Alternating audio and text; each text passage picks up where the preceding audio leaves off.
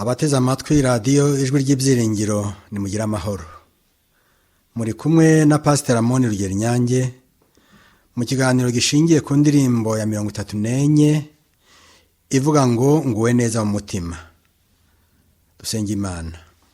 Data mwiza, tugushimiye ijambo ryawe rihora ridufasha.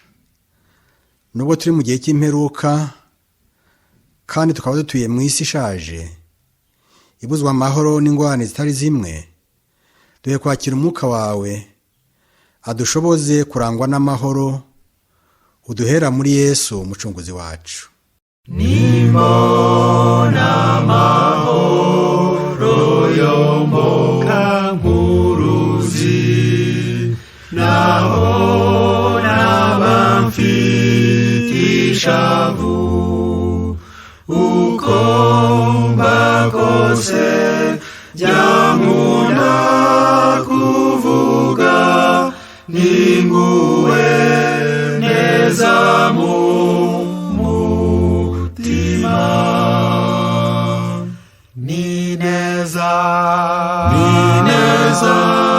ndatuje ko nguwe neza mu mutima. Indirimbo ya 34 iravuga ngo nguwe neza umutima. Ishingiye ku magambo aboneka muri Zaburi ya 46 umurongo wa mbere. Muri versiyo Bibiliya ijambo ry'Imana haravuga ngo Imana niyo buhungiro bwacu, niyo itwongera imbaraga, n'umutabazi uduhora hafi ngo atuvane mu makuba. Iriya ndirimbo nziza yahimbwe n'umuntu witwa Horatio Spafford. Kuko dusoma igitekerezo mu gitabo kuririmba usobanukiwe ipaji y'161 n'162, Spafford yavukiye muri New York muri Amerika ku itariki ya 20 y'ukwezi kwa 10 umwaka w'1828. Yari umuntu wikorera ku giti cye, ariko kandi agakunda no gukorera itorero rye. Yari umuntu wita ku bikorwa bya Gikristo cyane. Mu mirimo ye yakoreraga muri Chicago, yari inshuti ya bugufi y'umubwiriza w'ikirangirire witwaga Moody. Nk'uko witwa George Stebbins avuga ibya Spafford, ngo yari umuntu wakundaga kuririmba indirimbo zivuga butumwa, kandi yari umunyabwenge ukunda Imana cyane, kandi ukunda gusoma ibyanditswe byera. Mbereho hato yuko inkongi y'umuriro irimbura ibintu byinshi muri Chicago mu mwaka w'1871, Spafford yari amaze kuhashora umutungo munini cyane wahitanywe n'iyo nkongi y'umuriro. Ndetse mbere y'icyo gihe yagize ibindi byago. Yapfuje umwana w'umuhungu, asigarana abakobwa 4 gusa. Kubera ko yari afite icyifuzo cyo kuba ari kumwe n'umubwiriza Sankey, akaba n'umuririmbyi, ndetse na Moody bakoraga ibiterane mu Bwongereza, yifuje kujyanayo n'umugore we n'abakobwa babo 4 mu mwaka w'1873 ngo bahafatire n'akaruhuko. Mu kwezi kwa 11 k'uwo mwaka yiteguye kujyana n'umugore we, yatunguwe n'ikibazo cy'akazi ku buryo atashoboye kujyana nabo, ahubwo yemeza gusigara ngo azabakurikire hanyuma. Ubwo yagumye Chicago. Ku itariki ya 22 y'ukwezi kwa 11 uwo mwaka, ubwato barimo bwagonganye n'ubundi bunini mu nyanja barimo, maze mu minota 12 gusa ubwo bwato buba burigise mu nyanja. Nyuma y'iminsi myinshi, abantu bake batahitanywe n'iyo mpanuka nibwo bageze mu Bwongereza. Umugore wa Spafford wari muri abo barokotse icyo gihe ahita atuma ku mugabo ati, nige jyenyine warokotse. Ubwo Spafford yahise yitegura gusanga umugore we wari waragushije ishyano nk'iryo ari wenyine. Ibaze nawe kubona abana bari kumwe bose bapfira icyarimwe. Abo bakobwa bane umuto muri bo yari amukikiye, urupfu rumuvana mu maboko, asigara ashengurwa n'ishavu. Bavuze ko Spafford akinjira mu bwato ngo asange umugore we kureba uko ameze, yabajije abayobora ubwato ati muzanyereke aho umuryango wanjye batikiriye. Bageze aho hantu abana be baguye, nibwo Spafford yahimbye amagambo y'iriya ndirimbo ivuga ngo nguwe neza mu mutima. Amagambo yahimbwe na Spafford ari ku ijwi rihimbwa n'uwitwa Philip Bliss. Iyi ndirimbo yasohotse mu icapiro mu mwaka w'1876. Bliss wahimbye ijwi ry'iyi ndirimbo nziza ni nawe wahimbye amagambo n'ijwi ry'indirimbo ya 46 ivuga ngo amagambo meza cyane, ari nayo tuzasingira ikiganiro cy'ubutaha. Mu Cyongereza indirimbo nguwe neza mu mutima itangira ivuga ngo nimbona ishavu rihinda nk'umuraba w'inyanja. Amateka avuga ko ryakomeje kumuhindamo koko Wani Spafford agasa n'uwataye umutwe ndetse igihe yarageze mu zabukuru. Nyamara murabona ko igihe yandikaga amagambo y'indirimbo atakomeje kwibanda gusa ku by'ishavu rye n'agahinda n'ibyo bigeragezo yari yarahuye nabyo, ahubwo mu gice cya gatatu yavuze umurimo wa Kristo wo kuducungura, ndetse mu gice cya kane avuga iby'igihe Kristo azaba agarutse kutujyana aho tutazongera gupfusha. Nk'umuntu ucyambaye uyu mubiri, ntabwo byoroshye kubona uwahuye n'ingorane nka ziriya Spafford yahuye nazo abasha kuvuga ngo nguwe neza mu mutima. Amagambo y'iriya ndirimbo yerekana uko umuntu wizera Imana amera igihe ahuye n'ingorane zikomeye nka ziriya. Habaho ubwo abantu badafite kwizera nk'ukwa Spafford bavuga amagambo y'amaganya n'uburakari, bibaza icyatumye Imana yemera ko bahura n'ingorane nka ziriya. Ndetse hari n'abandi bahura n'ibyago nka biriya bagahita bavuga bati ubwo Imana ishobora byose yemeye ko biriya biba, nta kimaze, sinzongera kuyizera, sinzongera no kwiringira ibyo ijambo ryayo ryigisha. Nuko ukabona umuntu wemeraga Imana abaye umuhakanyi. Ni nacyo gituma Satani adakunda guteza ibyago n'amakuba hanini abo mu ruhande rwe, kubera ko abagira ngo afatire abantu nk'abo bagishavuye, atume nabo bazinuka Imana basubira inyuma, bityo abona iminyago y'abazarimburanwa nawe igihe azaba bihanirwa. Igihe intambara yo muri 1994 yari ikirangira, nigeze guhura n'umusore wantangaje. Hari ku isabato nyuma ya saa sita, turi mu mujyi wa Ruhango dutembera umuhanda. Uwo musore ambonye arandamutsa, atangazwa no kubona nkiriho, nange nshimishwa no kubonana nawe kubera igitangaza Imana yamukoreye nawe. Avugana ishavu n'umubabaro maze arambaza ati niko pastor, hariya muracyakomeje za gahunda zanyu zo guterana ku isabato? Ndi rwose. Arakomeza ati n'urubyiruko rwajiya ruracyagira bya biterane byo ku isabato ku manywa? Nti cyane, ahubwo niba hari igihe cyo guterana dushima kigeze kubaho, kigomba kuba iki ngiki, kubera ko twabonye imbaraga z'Imana ndetse tugasa n'abayirebesheje amaso. Yarakomeje ati jyeweho nabivuyemo, ntabwo nakomeza kuyoboka Imana yatumye ibyago bigera ku bantu. Naramubwiye nti ariko ubaye umuntu utekereza neza, niba wari ukwiriye kumenya Imana cyane, kubona nawe yarakurinze ukaba ugihumeka, ndetse wari ukwiriye kumenya ko icyatumye yaraguhagarikiye ikarokora ubugingo bwawe n'ubwanjye tukaba tugihumeka ari ukugira ngo turusheho kuyizera, twunganire abari mu kaga kandi tuyibwire n'abasanzwe batayizi. Yahise akomeza kugenda yitotomba yivugisha ati jyewe nabivuyemo, nimwumva akaga. Amakuba n'ibyago bitezwa na Satani. Ni nako igice cya kabiri kivuga cy'indirimbo. Nyamara kinavuga ko nubwo twahura n'izo ngorane, Yesu aradutabara. ari nayo cyatumye yemera kumena amaraso ye kugira ngo igihe nikigera tuzasezere ku rupfu no ku ngwane zo kuri iyi si, twibanire nawe mu mahoro asesuye aho yagiye kudutegurira. Pawulo yabivuze neza mu rwandiko rwa mbere rw'Abatesalonika mu gice cya 4 umurongo wa 16 na 17 ko icyo gihe abapfuye bizera bazazuka bagafatanya n'abazaba bakiriho kumusanganira, akabajyana muri ya mazu meza yaduteguriye. Mu byavuzwe mu butumwa bwa Yohana 14 umurongo wa 1 kugeza wa 3, Yesu nawe yavuze amagambo meza agira ati, ntimuhagarike imitima, mwizere Imana nanjye munyizere. Mu rugo rwa Data harimo amazu menshi, iyo bitaba bityo simba narababwiye ko ngiye kubategurira umwanya. Nuko rero ningenda nkamara kubategurira, nzagaruka mbajyaneyo kugira ngo aho ndi namwe muzabeyo.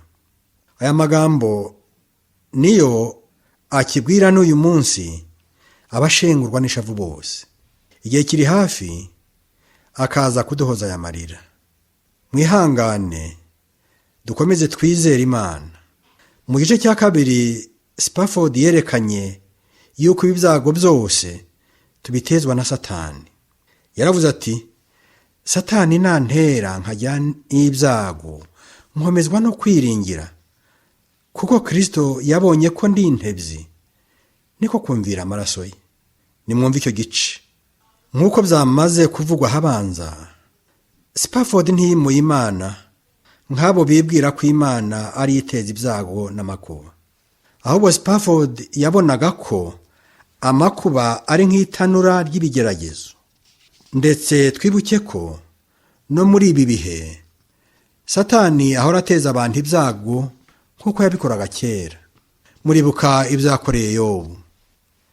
Ntabwo ari Imana yateje Yobu ibyago, ni Satani wabimuteje ngo amugerageze, maze Yobu yimura Imana. Satani yibwiraga ko icyatumaga Yobu atunganira Imana ari imigisha n'amahoro Imana yari yaramuhaye. Hari ubwo abantu bakwibeshya bakibwira ko imigisha ari nka ruswa Imana iha abantu ngo bayikunde kandi bayiyoboke. Imana ivubira ababi n'abeza. Naho ubundi ibyago byo ku isi bitezwa na Satani agira ngo arebe ko ibyo byago byatera abantu kwimura Imana. Nyamara abantu bamenye Imana koko, niyo bahuye n'ibigeragezo n'amakuba nk'ayo, bakomeza kwiringira Imana bafashijwe n'imbaraga ya Yesu ikorera muri bo. Icy'ingenzi ni ukugira Yesu Kristo mu mibereho yacu. Abafite Yesu bose ntibasubizwa inyuma n'ibyago ngo bitume bimura Imana, ahubwo ibyago birabakomeza bikamera nk'uruganda rwo gutuma bashikama mu kuri bemeye. Aya makuba dutezwa n'umwanzi niyo Yesu yigeze kubwira abigishwa be muri Luka 22 umurongo wa 31 n'uwa 32, aho yavuze ati, yewe ga Simoni, Satani yabasabye abasaba Imana ngo abashungure nk'uko bashungura ingano. Icyakora wowe nagusabiye ku Mana kugira ngo utareka kunyizera, kandi numara kungarukira uzakomeze abavandimwe bawe. Nuko bivugwa muri Bibiliya ijambo ry'Imana. Murabona yuko uko Yesu yasabiye Petero ari nako yasabiye Spafford. Kuba yarahuye na biriya byago byose, guhomba ibyo yaratunze byose, akabona bitanwa n'inkongi y'umuriro, gupfusha abana 5 bose yari afite agasigariraho, Yesu yaramukomeje koko. No muri ibi bihe hari abo Satani ajya ateza ibyago nk'ibyo bakamera nka Spafford, ariko kubera ubuntu bagiriwe na Yesu bakomeza kwihangana bakanamba ku Mana, nk'uko indirimbo ya 38 bivuga.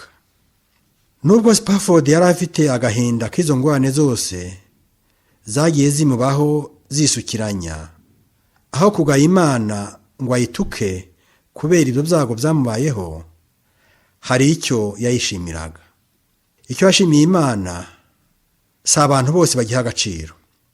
Yashimiye Imana ko yamubabarira ibyaha, ngo nubwo yagirira ingorane muri iyi si, igihe kizagere ahozwa amarira tugeze mu bwami bw'Imana. Ngiki cyatumye yarihanganye agashima Imana nubwo yari yarahuye n'amakuba. Mbese nawe muntu uteze amatwi iki kiganiro, ujya wibuka gushimira Imana imbabazi zayo nubwo uhura n'ingorane zo muri iyi si? Iyumvire uko Spafford yavuze ashima Imana mu gice cya 3. Shima cyane kuko mbabariwe ibyaha, nta kimwe cyasigaye, byabambanywe nawe ku musaraba, mutima wanjye shima Umwami. Ni neza ndatuje ko nguwe neza mu mutima. Muntu wizera Imana kandi ukaba uteze amatwi iki kiganiro, waba uguwe neza mu mutima? Ahari waba ufite ingorane runaka mu murimo wawe, ubasha kurenga kuri izo ngorane maze ukaba uguwe neza mu mutima nka Spafford? Ingorane waba ufite mu muryango wawe, ubasha kuzirengaho ukaba uguwe neza mu mutima? Ibibazo waba ufite mu buzima bikubuza amahoro ndetse ukaba ubona bibangamiye n'ubuzima bwawe n'ahazaza hawe, ubasha kubirengaho ukaba uguwe neza mu mutima? Ahari byaba ari ukutagira akazi, kuba uri wenyine, cyangwa kutagira kivurira, ubasha kubirengaho ukaba uguwe neza mu mutima?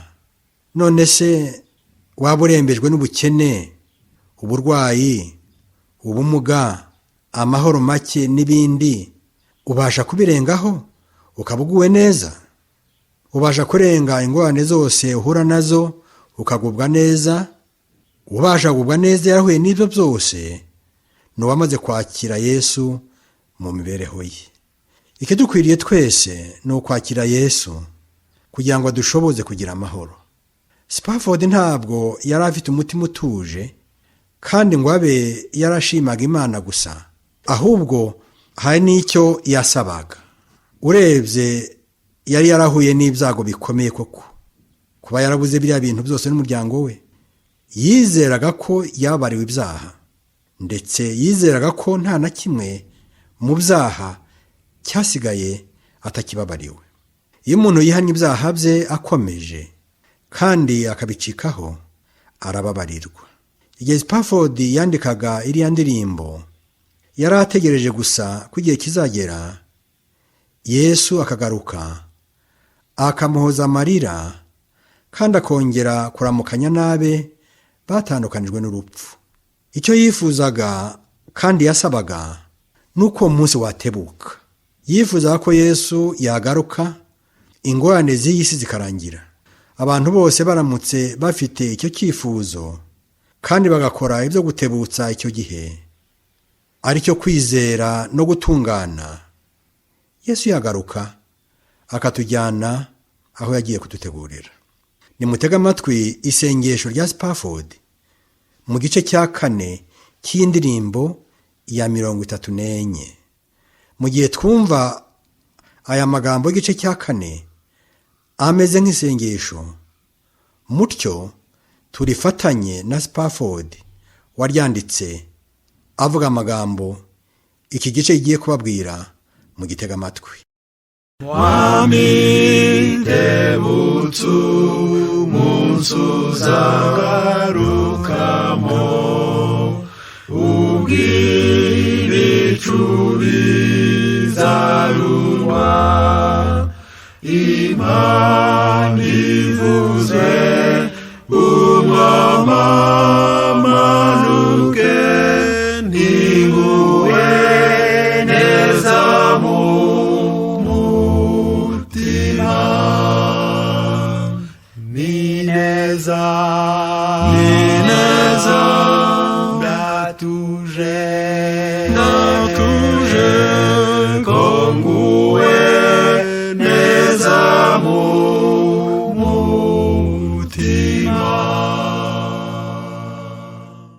Dusenge Imana. Data mwiza, tugushimiye ko abakwiyeguriye bahorana amahoro nubwo baba bari mu isi yuzuye ibyago n'amakuba. Nyagasani, komeza abashavuye bose. Data, duhe kukwiyegurira kugira ngo nubwo twava muri ubu buzima tuzongere kubana nawe mu mahoro asesuye hamwe n'abakwiyeguriye bose. Byongeye kandi Data, dushoboze gucika ku kibi cyose maze dushobore kugusaba gutebutsa umunsi uzatuma twibagirwa iyi mibabaro ku bwa Yesu Umukiza wacu.